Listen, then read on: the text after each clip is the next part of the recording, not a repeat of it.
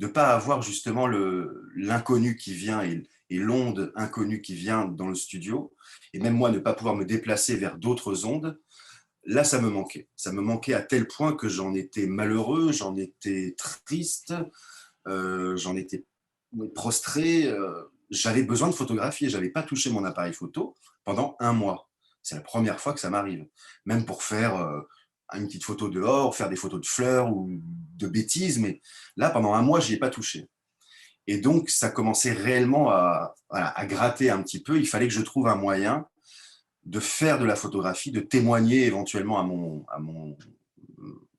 ma petite échelle de ce que je vivais, de ce que nous vivions. Et il y a un photographe italien, j'ai vu son travail, il faisait des photos euh, de personnes à distance, par Skype, justement. Donc, il leur demandait de poser par écran interposé, et lui, il prenait en photo l'écran, que l'écran.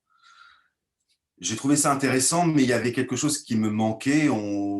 Ça aurait pu être un petit peu n'importe quand, et c'était que des femmes qui prenaient en photo. Il y avait un côté un peu trop érotique pour moi, et il y avait un côté trop voyeur. Ça m'intéressait pas forcément. Et donc, j'ai repris cette idée en la développant, et je me suis dit, comme personne ne vient dans le studio, je vais tirer mon fond, je vais mettre mes lumières, et au lieu d'avoir quelqu'un sur un tabouret ou quelqu'un assis devant moi, je vais mettre mon écran d'ordinateur comme étant une personne en elle-même. Et le seul moyen d'avoir un visage, une forme humaine dans cet écran-là, c'est de me connecter à quelqu'un. Donc je me suis dit, je vais organiser des shootings à distance avec des gens dans le monde entier, parce que je voulais témoigner également que tous les gens du monde entier étaient confinés au même moment que nous. Et donc, via les réseaux sociaux, via des amis de plusieurs festivals qui connaissent un Libanais, qui vont connaître un Américain, qui vont connaître un Russe, un Ukrainien, un Libyen, un Sud-Africanais, un Japonais. Enfin bref, j'en ai fait 41, donc je me connectais tous les jours. Et donc, j'ai créé ma série qui s'appelle Les Confinés. J'avais 41 ans à l'époque, donc je me suis dit, une série, il faut savoir la commencer, il faut savoir la finir. Donc, je me suis dit, je vais en faire 41.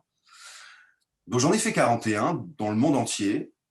Et ça permettait enfin de pouvoir dialoguer avec d'autres personnes que mon boucher du coin, que mon mari, que mon médecin ou que la boulangère. Et de pouvoir aussi témoigner de comment ça va, juste ça, comment ça va toi, comment ça va dans ton pays.